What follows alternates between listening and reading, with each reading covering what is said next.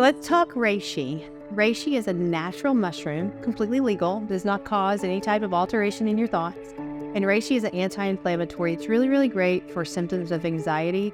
If you also have high blood pressure, reishi is something really, really good that helps with blood pressure. We recommend this for people who are really needing to have additional focus. If you have sleep issues, anxiety issues, or blood pressure issues, check out reishi.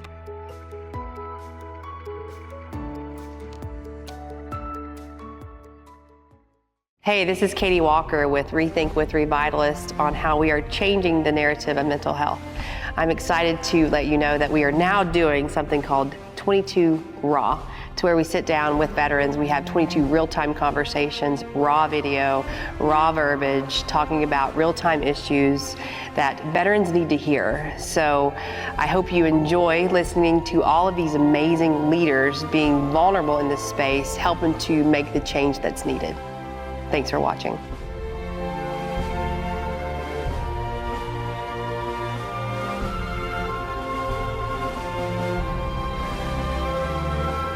This is Katie Walker, and today I'm here with Alex Shay, who is an amazing veteran, and we're at the MCON conference here, and we're talking about real-time veteran issues, and yeah, thanks for being here, Alex. Thank you for having me. Yeah, give us a little bit of your background. So I'm Alex Shay. I was a combat medic in the United States Army, did that for 10 years, 6 years of active duty service, 4 years in the reserve, and one glorious tour to beautiful sunny Bakuba, Iraq, and Diyala province on Fob Warhorse primarily, but I didn't get around. I got around a bit in Iraq. Yeah. And then when did you get out of the military? So I joined in 2003 and I got out in 2013. Okay. Was it your choice that you got out, or did you have some things come to the surface? Funny story. Yes. The reason that I am just now have turned 40 years old. Okay. Me too. August 2nd. Hey, that's right. We made it. I don't know how, but we did. Not halfway there. Some people sound halfway there. How I made it this far. Valid. So. But we look amazing. We look amazing. I know. It's definitely like we're mint conditioned. Right.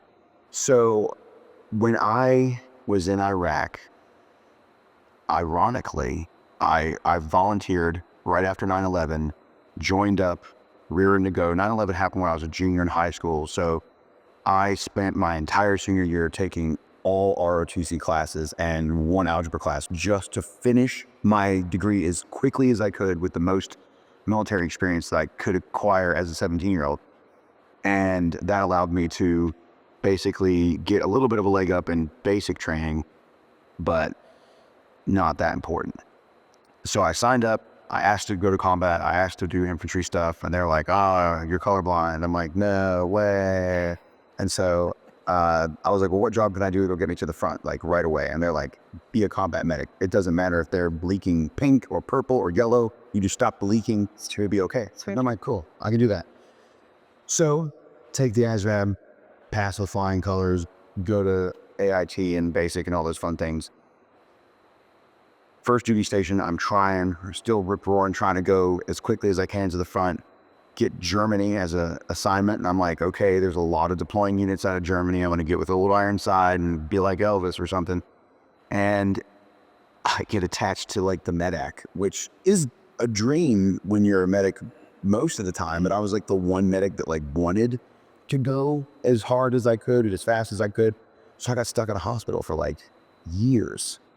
And my 6-year contract was about to expire. And I'm like down to like the last 2 months. And they're like, you should re-up, you should re-up, you should re-up. And I'm like, I want to re-up, but no one's promising me a deployment. Like if I re-up, they're going to keep me here. And it's because I had developed certain skills that they wanted to keep in that system. And I was like, okay. So I was like, you know what? I'm going to transfer to Konos, to back in the United States. I'm going to go to Fort Eustis. I'm going to try to re-up there and attach to one of their deploying units. Well, as I get there ETSing from Germany back to the United States, I literally get off the bus or off the plane and off the bus from the plane. And then they're like, hey, don't even unpack your rags. Like you're going to Iraq. And I'm like, well, I need to talk to somebody about re-enlisting because my contract's done. I'm done in less than 2 months. You're talking about deploying in 3 months. And they're like, nope, you've been stop loss. Here's your orders. So stop loss is the new draft. I don't know if you're familiar with stop loss. It's like Walmart. It's a bug, not a feature. So what it is unlike the draft where you take, normies, civilians, and you're like, we're going to treat you how to be a soldier against your will. Here's a gun. Go have fun. Instead of doing that, didn't turn out as well as they thought it would. They just take people who are already trained and they're like, you can never lead. Stoploss. Joke's on you. Yeah. Now, I served the entirety of my 15-month deployment in stop loss condition. And that's because I was waiting for a good opportunity to sign up and re-up so that I could get additional bonuses. And if you bonus overseas, you don't pay taxes. And there ain't nothing sweeter in this world than not paying taxes. Salad. Especially in sweet, beautiful. Beautiful sunny Iraq. Great real estate, especially back then. The prices were so low. Yeah. Welcoming. Yeah, very welcoming. So the election occurred. This is 2008, and it's McCain versus Obama. And it's not to get political, but for what it was, Obama was elected and immediately started disassembling the United States military, like completely. So much so that it caused a great deal of damage to like the work that we were doing, working with IPs and stuff like that. Like all the programs were stopped. Our SOFA agreements were retracted. So SOFA was the security official force of action or whatever that you were doing. And it gave you the ability to have engagement space and protect yourself or go on certain missions and do things. And so without those things, we're just like, okay, well, we can't do anything. So now we're just targets because we're not really allowed to react to being shot at or blown up and things of that nature. So it was problematic, but more problematic than that was the slashing and burning of the military. So as the military is being slashed and burned, now I'm trying to re-enlist and they're like, haha, joke's on you. No one's re-enlisting. Like, it's to make it small. Yeah, it's good. We're cutting down. So I had at the time, not now. I'm twice the man I used to be. But at that time, fit, no criminal background issues, no pull he's was all one. That's your physical fitness thing. Good PT, good weapon scores. There's nothing that would have prevented me other than this political issue from re-enlisting, and they were very adamant about it. They're like, there's no re-enlisting, bro. Like, so they kind of take away. Like the re-enlistment office just closed. Like it was gone. And that was your identity. Right. So now I am a little bit bitter about it. And it's all I ever wanted to be. So even when I was 3 years old, my mom would tell me that she would be like, what do you want to be when you grow up? And I would tell her, I want to be a doctor and a soldier. So being a medic was the closest I can figure that. But that was what I wanted. And I was the hero of heroes. So it's very hard to come back from that. Right. When you live when you have that kind of importance and that kind of responsibility, everything else seems vapid. Everything else seems like, what am I even doing? When you got out of the military, what was your transition like? Horrific. It was my fault. I bit off more than I could chew. And also I left. Was it your fault, or was it because you weren't effectively trained to kind of understand the next steps to take? There was no training for that. There's not even a consideration for that. So I, once again, was stop lost. So the moment my combat tour was done, that was the moment the Army was done with me. And they're like, goodbye. So it's like, get off the plane. Don't even put your shit in the barracks. You're gone, man. Like, get out the gate. So turn NCIF, you know how that goes. Lovely. And out the door I go. So now I've got to figure out what to do with this. And I want to move back to West Virginia, where I'm from. And I want to go to college because I have the post-Sullivan JAB bill. And I was like, this is going to be great. My plan was, I just have to sort of wait out this political storm. I don't know anything about politics at this 25-year man-child that I was at that time. And I was like, I just need to make it. to this point. And if I'm having to wait 4 years, I might as well get a 4-year degree. So didn't have any other plans or ambitions because my career choice was to be a combat medic for life. Like I said, I'm 40 now. I wanted to be retired by 38 and get out, go to college, go to WVU in Morgantown, West Virginia. An incredible town if you've ever been there. And I'm about a year and a half into my college career when the sequester happens. So this is when the Affordable Care Act, Obamacare, was being forced into existence, and the Senate and the House were going back and forth.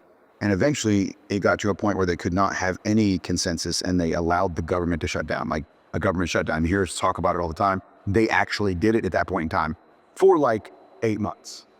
So the number one thing that got cut off was veteran benefits. So the post-Norman GI Bill provides you with your books, tuition, BAH for an E5 plus one dependent, and all of your computer supplies and everything. So it's your entire life. So your food, your water, your rent for your home, and your tuition is all tied to this one thing. And for 8 months, they were like, sorry, bruh. Like, that sucks.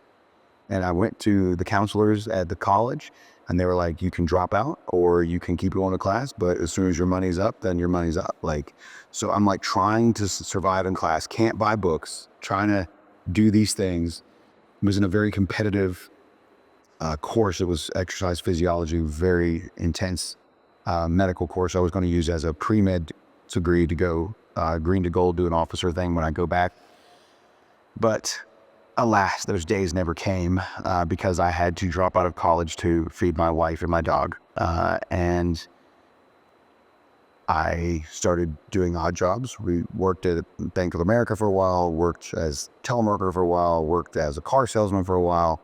And then I became a professional DJ. Started my own company, Total Party Package. Morgantown is a city that never sleeps, always a party. So I was doing very well as that. But to touch on what you are talking about is that I had issues, and those issues were I love to drink. So drinking became more of a staple in my life to sort of, it just gave me the only excitement that was close to being where I was before. And I never hurt anyone or anything like that under those things, but I did find a way to monetize alcoholism, and that was DJing. And so now I had justified a means to an end, right? And I was able to do that. But I did that job very well for a very long time: weddings, corporate events, bars, karaoke, nightclubs, the whole gambit. And eventually built a company and have other DJ things of that nature. And then I started working at a gun store as their event coordinator, and then that got me into volunteering for Gun Owners of America, and that got me sitting here on this bench. Here where you are today. So what do you do with Gun Owners of America? So I'm the West Virginia State Director, and am also the Caliber Club Director. So Caliber Club is where we try to build a synergistic economy of freedom and help FFLs, ranges, and retailers be better at business, because myself and a few other associates used to run multi-million-dollar ranges. And so we never charge for our services. We're just basically consultants, and we're like, this is what we see that you can do to improve your business, and we'll even help negotiate better deals for them on their behalf, or we'll encourage our members to patronize their stores so they make more money, because politics is downstream of culture, and I need that culture to exist and be advanced, and I need them to teach people how to be calm, cool, collected, and confident in their ability to operate and maintain responsibly firearm technology, because that's what keeps us free, is the ability for the people to protect themselves from tyranny. What about your drinking? So I kind of got tired of it, I guess. I never, like I said, I didn't have any like significant negative consequences. Like I didn't kill anyone or myself or anything like that. But same thing with smoking.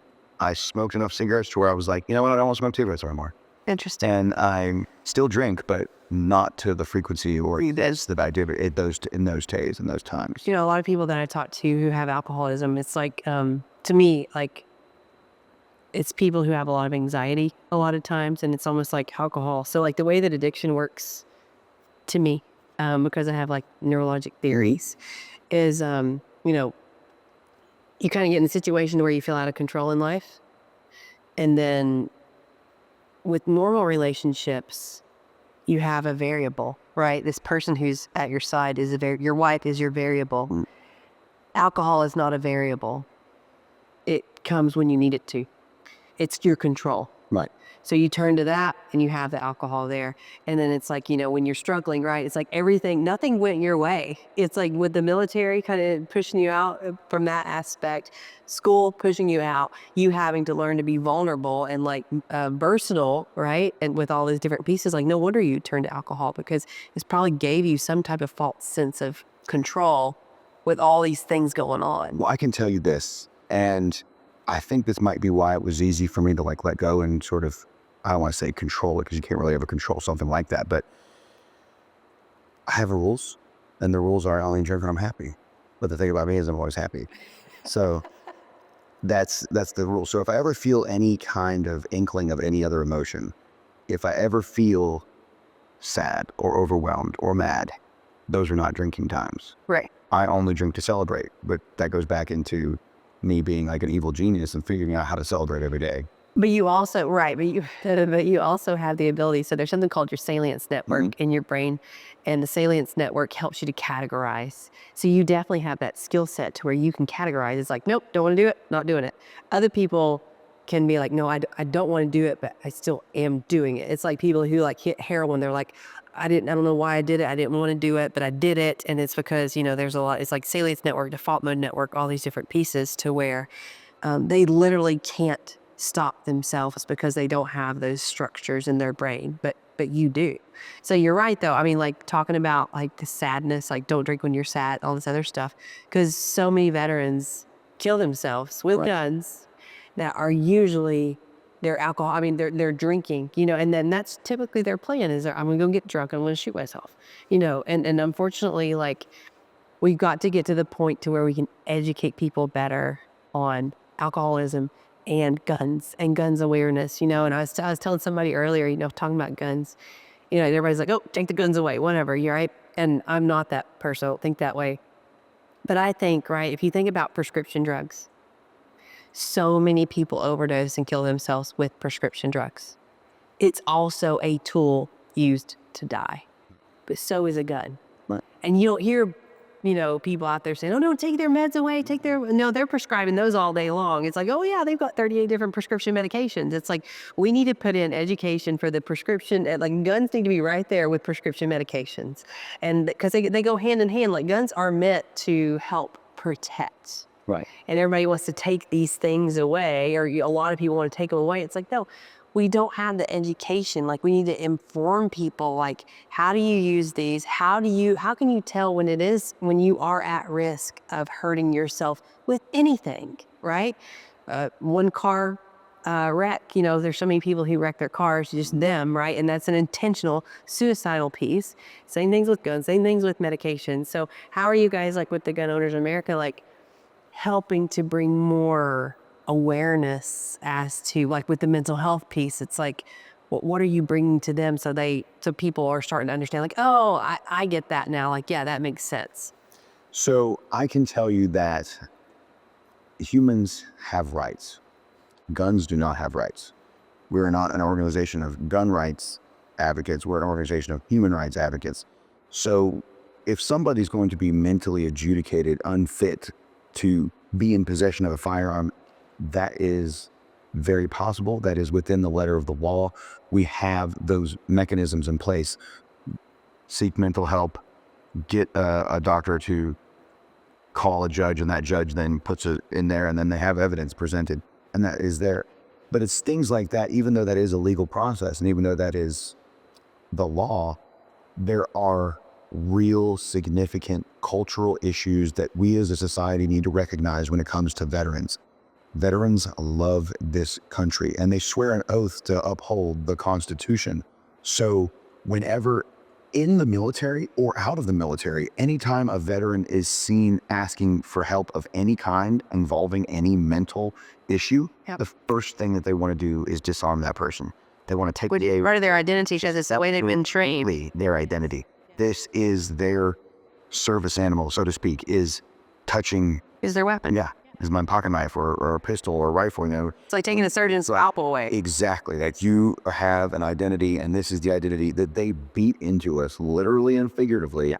And then they're going to say, if you ask for help in any way, I don't think they're doing it maliciously. It's an oversight. The government, specifically when it comes to mental health, very much so in the VA, and I'll get more into that.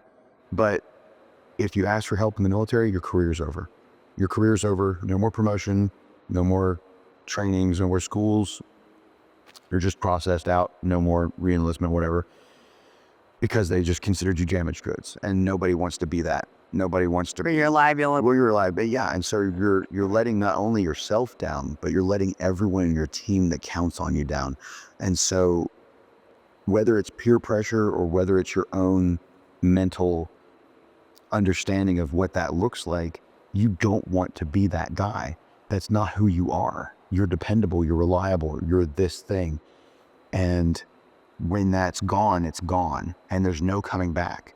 There's no, oh, I'm better now. No. The damage is done. Your career is over. Your career path is gone. Your promotions are gone. And then on the opposite end, if you get out and you ask for fiduciary assistance from the VA, up until recently, Gun Owners of America got a law passed, and even Joe Biden had to sign it because even he believed that we should not rob veterans of their rights. Unelected bureaucrats in the VA, good or bad, whatever you think of them, were reporting veterans to the NICS list. That's the National Institute Criminal Background Check System. And they were saying that these people are not allowed to own firearms. And they were seizing those firearms from these people who asked for fiduciary assistance. So that means if you have glaucoma and you ask for help balancing your checkbook as a Korea War veteran, they're going to take your guns because they think you're retarded. Period, full stop. 200,000 veterans in the United States right now have had their rights infringed upon in this way by that mechanism, by the VA. And it's going to take tens of years, and most of those veterans won't live to see their rights restored. They will not live to see their rights restored. They swore to protect the Constitution and the country that they loved from the institution that was put in place to protect and help them with their health care for eternity, for their service, is the one taking it from them. So when you ask a veteran, oh, Jiminy Jillikers, why are there so many veterans killing themselves? Maybe they should ask for mental help. They can't. They can't and they won't. Yeah. Because do they want to die by their own hand, or do they want the government to steal either their life or their liberty? And that's what we have to work on is like, how do we make a safe space to where veterans can heal? And that's one thing I work with is, all these like new medications, new therapies that are actually showing remission of symptoms, and it's like, and that's the piece of it. It's like PTSD, anxiety, suicidality, depression. They're all things that we're starting to see now. Like, they're not something that you have to manage the rest of your life because they're just there and they're going to continually get worse. Like, we're seeing that people can actually go into remission of their symptoms, so that's something to where, like, it's going to take a whole city to help make the change, but you've got amazing people like you that are helping with this. So like the VA spectrum, like with the 200,000, like, what are you doing about it? So, like I said, we did pass a law, and that law is now in effect. However, the VA is still reporting veterans that way. So we are now pursuing lawsuits against the VA to force them to uphold the law and stop infringing on the rights of veterans in this way. So that's one side of it. The other side of it is those cases have to be brought, but those people have to come forward and they have to ask for those things. And even an organization like ours doesn't have that amount of resources. And even if we did, the amount of manpower in terms of working hours that it would take to restore 250,000 individuals' rights, first they would have to contact us, then meetings and so on and so forth. And each one of them is in a different district, in a different state, and different. So we're talking about, like, not even hyperbolically, like a couple hundred years worth of work.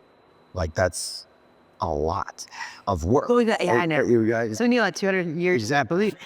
I hope so.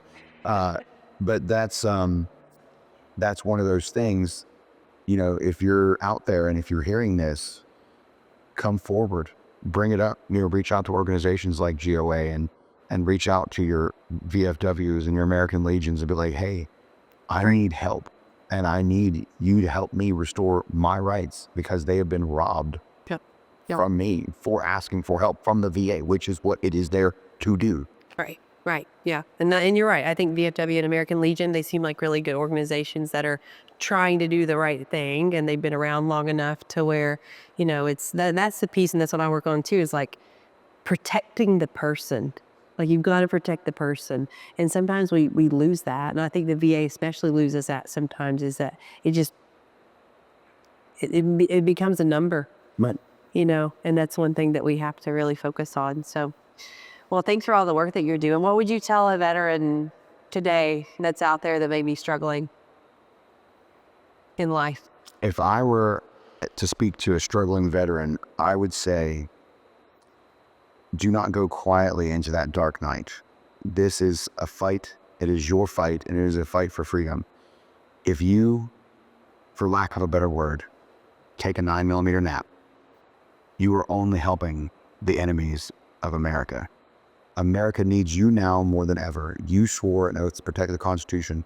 Get well learned, start volunteering, get your friends, get your kids, get your wife, get your neighbors, take them out, show them what you are and how you can become cool, collect, and confident in their ability to operate and maintain this weapon system. Show them the 4 universal safety rules.